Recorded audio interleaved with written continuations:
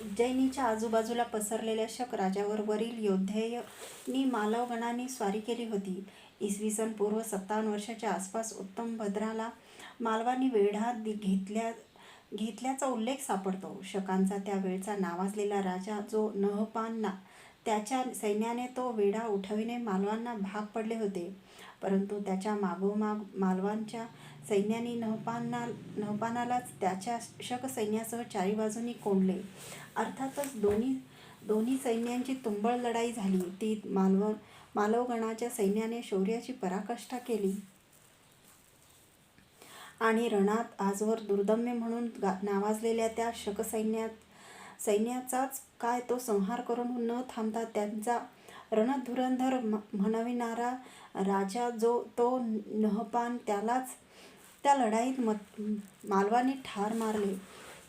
मालव संवत मालवांनी म्लेच्छ शकांवर मिळवलेल्या ह्या विजयाने शकांची लढाऊ शक्ती आणि धैर्य इतके क्षीणत्वास पावले की सुसंघटित भारतीय सैन्याशी ठाण मांडून लढाई देण्याची त्यांनी धास्तीच खाल्ल्यासारखे झाले.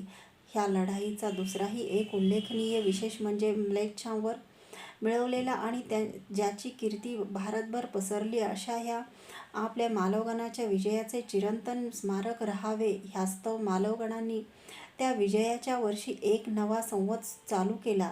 त्याचे नाव त्यांनी कृत असे ठेवले. तथापि त्या निमित्ते त्यांनी त्या संवतांची जी नाणी पाडली त्या नाण्यावर ब्राह्मी लिपीत मालवजय, मालवानाम जय, मालवगणस्य असे उल्लेख अंकलेले आहेत. हाच आजचा आपला विक्रम संवत होय. आपल्या राष्ट्रात अनेक विख्यात सम्राट आपापल्या नावाचे संवत त्यांच्या काळी चालू करीत असत. दिग्विजय करणाऱ्या राजाची किंवा गणाची स्वतः शककर्ता म्हणून घेणे ही एक परंपराप्राप्त हौस आणि अधिकारही असे. अगदी अलीकडचे उदाहरण म्हणजे शिवाजी महाराजांचे चाहत्यांनीही शिवशक प्रचलविला होताच. ह्या अनेक संवतांपैकी बहुतेक संवत त्या राजवंशाच्या अंतासहच अंतर्धान पावत. तथापि त्या अनेक संवतांपैकी ज्या 2-3 संवतांना राष्ट्रीय मान मिळाला आणि ज्यांना विभागशः का होईना पण आपल्या हिंदू जगताने अंगीकारले, आजपर्यंत आपली व्यावहारिकच नव्हे तर धार्मिक कृत्यांचीही कालगणना त्याच संवतात केली उणीपुरी 2 सहस्र वर्षे चालू ठेवली आहेत. त्या संवतात या मालव सावंताची गणना प्रामुख्याने केली पाहिजे, कारण हाच मालव संवत पुढे विक्रम संवत म्हणून प्रख्याती पावलेला आहे. सुप्रसिद्ध इतिहासतज्ञ डॉ. जयस्वाल ह्यांनी आपल्या हिंदू पॉलिटी ह्या ग्रंथात मालव संवत हाच विक्रम संवत हेच मत समर्थले आहे. तथापि त्यांच्या मते मालव संवताला प्रथमपासून विक्रम संवत, विजयाचा संवत असे अभिधान दिलेले होते. परंतु ह्यापुढे आम्ही ज्या घटना देणार आहोत त्याप्रमाणे शक कुशाणांचे भारतातून समूळ उच्चाटन करणारा गुप्तवंशीय सम्राट विक्रमादित्य पुढे जेव्हा उज्जैनीस राज्य करू लागला तेव्हा त्या अखिल भारतीय राष्ट्रीय पराक्रमाचा गौरव करण्यासाठी ह्या मालव संवताचा विक्रम संवत असे अभिधान देण्यात आले. हे दुसरे मत ग्राह्य तर दिसते. तो संवत विक्रम संवत ह्या नावानेच इतका राष्ट्रपरिचित आणि राष्ट्रप्रियही होत गेला की साऱ्या उत्तर भारतातील कोट्यावधी हिंदू आज तोच विक्रम संवत आपल्या धर्मकृत्यातही पाळत आहेत. विक्रम संवत व शालिवाहन शक ह्यांच्या उत्पत्तीत मतभेद. इथेच हेही सांगितले पाहिजे की विक्रम संवतांच्या ह्या उत्पत्तीविषयी इतिहासकारांचे एकमत नाही. आपल्या इतिहासाच्या ह्या प्राचीन कालखंडात अनेक महत्त्वाच्या घटनांच्या कालक्रमाविषयी जसे मतभेद आहेत तसेच ह्या प्रश्नीही आहेत.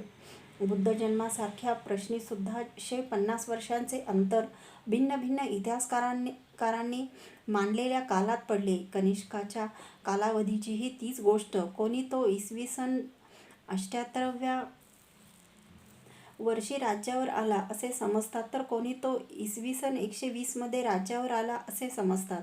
ह्या विक्रम संवताविषयीही काही इतिहासकारांचे तिसरे मत असे आहे की विक्रम संवताचा संबंध मालवगण संवताशी नाही.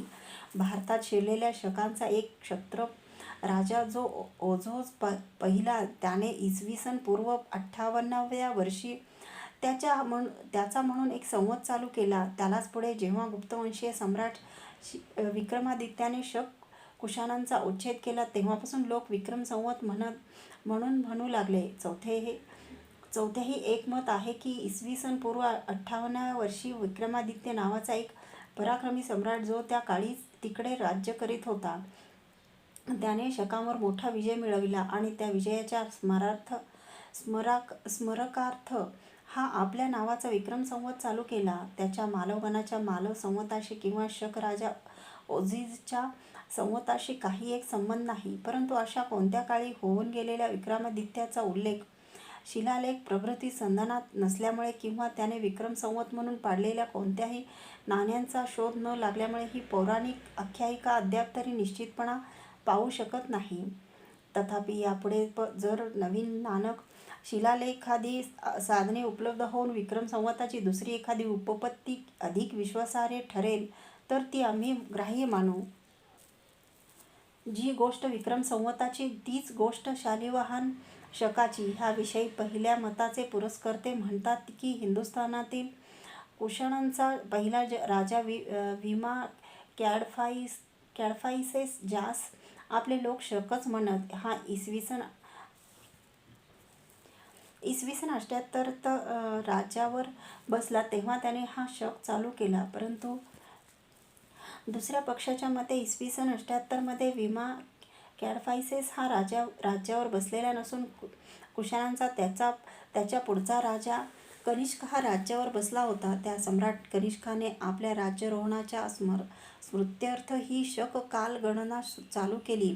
पुढे पैठणांच्या शालिवाहन सम्राटांनी जेव्हा शकांना पदाक्रांत केले तेव्हा आपल्या विजयाचे स्मारकार्थ ह्याच शकाला शालिवाहन शक असे नाव दिले. परंतु ही दोन्ही मते न मांडणाऱ्या इतिहासकारांचे तिसरे मत असे आहे की शालिवाहन शकाचा कनिष्क प्रभृती कोणाही कुशाण राजाशी काही एक संबंध नाही.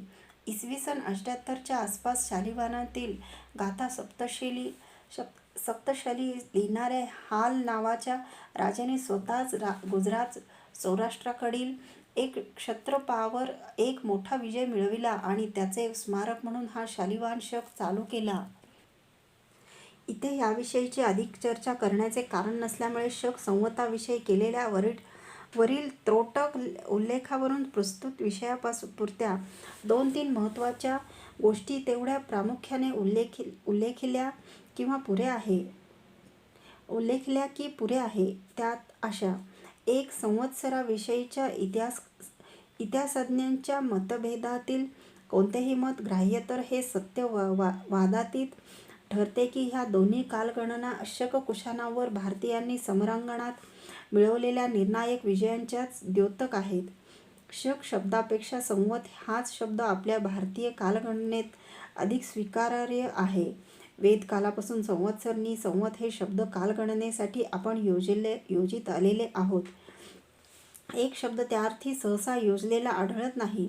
अर्थात तो शब्द शक कुशाणादी त्या काळच्या आक्रमक म्लेच्छ शत्रूंच्या नावाचीच विकृती असली पाहिजे. विक्रम संवत हे नाव जसे शुद्ध संस्कृतनिष्ठ आहे तसे शालिवाहन शक हे नाव संस्कृतनिष्ठ नाही. यासाठी म्लेच्छान शत्रूंचे शक हे नाव गाळून टाकून शालिवाहन संवत असे अभिधान आपल्या धर्मकृत्यादी सर्व प्रसंगी ह्यापुढे तरी योजले जावे आणि आजच्या धर्मकार्यात दोषार्ह रूढीमुळे शालिवाहन शके किंवा केवळ शके हे जे म्लेच्छ शब्द उपयोजिले जातात ते बहिष्कारले जावेत. विक्रम संवतनी शालिवाहन संवत ह्या दोन्ही राष्ट्रीय संवतांचा संबंध भारतीयांनी शक कुशाणावरून जे विजय मिळविले त्यांच्या स्मृतिगौरवाशी आहे. ही गोष्ट ही केवळ चमत्कारिक योगायोगाची नसून अर्थगर्भही आहे. गुप्त सम्राटांसारख्याच अनेक संवत आपल्या इतिहासात त्या काळी गाजले पण ते सारे लुप्त झाले.